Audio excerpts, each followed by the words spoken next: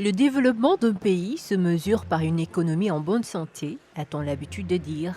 Seulement, la contribution des femmes à ce développement reste non négligeable. Au Sénégal en tout cas, les femmes entrepreneurs évoluent de manière individuelle, se retrouvent en groupement d'intérêts économiques ou en associations féminines. Le réseau africain de soutien à l'entrepreneuriat féminin RASEF regroupe une association composée d'opératrices économiques, de chefs d'entreprise individuels ou sociétaires du Sénégal.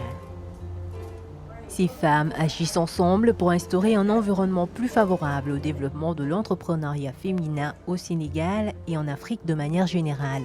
Elles s'activent dans l'assistance, le conseil, la formation, l'accès au financement, la protection de l'environnement social, entre autres.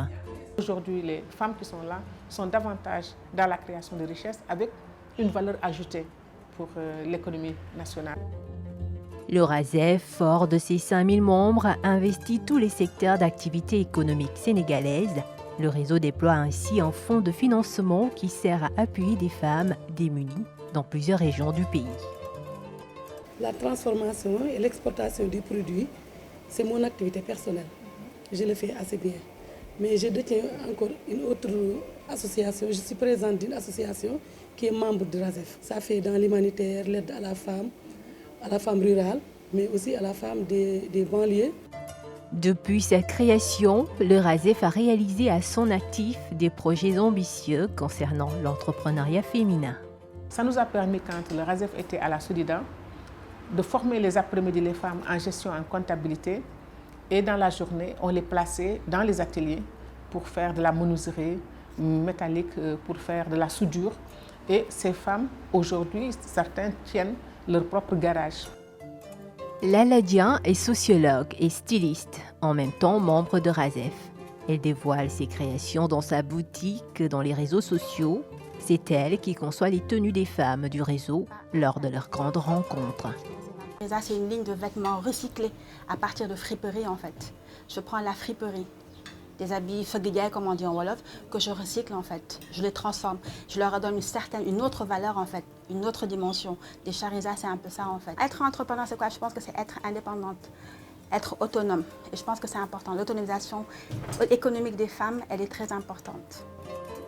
Outre le RASEF, le Club Sénégal émergent fait son petit bonhomme de chemin dans l'autonomisation de la femme.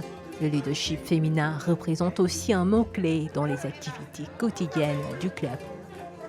Nous, femmes qui sommes dans le club, nous sommes tout le temps mis en devant de la scène pour vraiment participer dans les grandes réflexions et dans les grandes décisions, dans les grandes contributions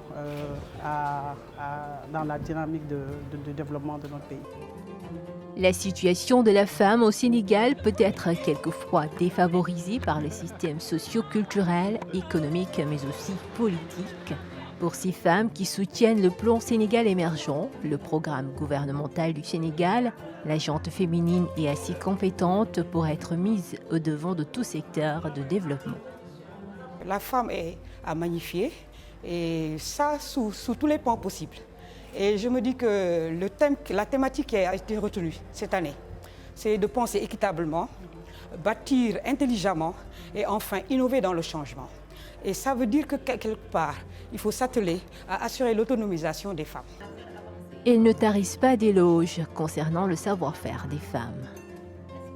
Je voudrais valoriser les femmes parce que être femme, c'est supporter. Être femme, c'est materner. Être femme, c'est être forte, parfois plus forte même que les hommes. Les femmes sénégalaises ont une certaine ouverture parce qu'on participe au développement quand même de ce pays. Ils encouragent ainsi les femmes à intégrer la société civile à travers des associations et des groupements d'intérêt économique. Aujourd'hui, ils défient toute idéologie patriarcale dans un pays qui se veut une vitrine de la démocratie dans la sous-région.